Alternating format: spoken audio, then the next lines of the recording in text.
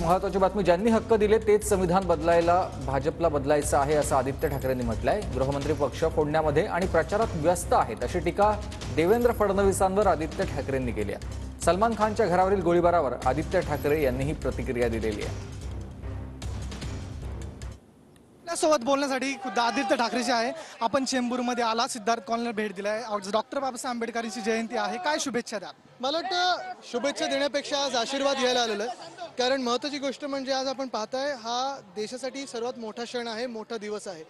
ज्यांनी आपलं संविधान आपल्याला लिहून दिलं, जे सगळे आपले अधिकार आहेत, जे आपले सगळे कर्तव्य ज्याच्यात त्या संविधानात लिहिलेलं आहे, तेच संविधान भाजपला बदलायचं आहे। राज्यात पुन्हा एकदा गोळीबाराची घटना घडलेली आहे, यात अनमोल विष्णू यांनी जबाबदारी स्वीकारली, काय माहिती घेतली आपण, काय संदर्भ? महत्त्वाची गोष्ट ही आहे की कायदा सुव्यवस्थेची जी परिस्थिती आपण बघताय, आज मोठ्या ॲक्टर्स पासून गल्लीत ते काय कधी मध्ये कोयटा गँग येतं, कधी गल्लीतले गुंड जाऊन मंत्रालयात रील्स काढत असतात।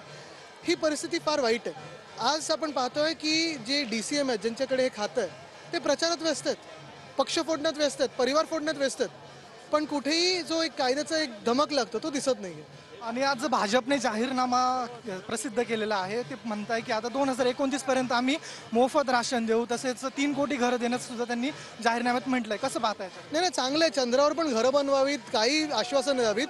गेल्या 10 वर्षात दोन्ही वचननाम्यामध्ये, जाहीरनाम्यामध्ये जे त्यांनी लिहिलं होतं ते किती खरं आलेलं आहे, किती त्यांनी केलेलं आहे, ह्याच्यावर पण बोलावं। की पुढचं बोलण्यापेक्षा 10 वर्ष तुमच्याकडे बहुमत होतं, काय केलं ते दाखवा जनतेला। महायुतीमध्ये अजूनही जागा वाटप काही झालेलं दिसत नाही, जोरदार रस्सीखेच दिसते, कसं पाहताय? मला वाटतं काय की गद्दारांमध्ये आता ते सीट शेअरिंगसाठी आता एक शेवटचं डेलिगेशन येणार आहे, ED IT CBI, तोच धाक दाखवून ते बसतील सगळे शांत। कॅमेरा पर्सन हरीश नेगीसह मी ऋतिक गणकवार, TV9 मराठी, मुंबई।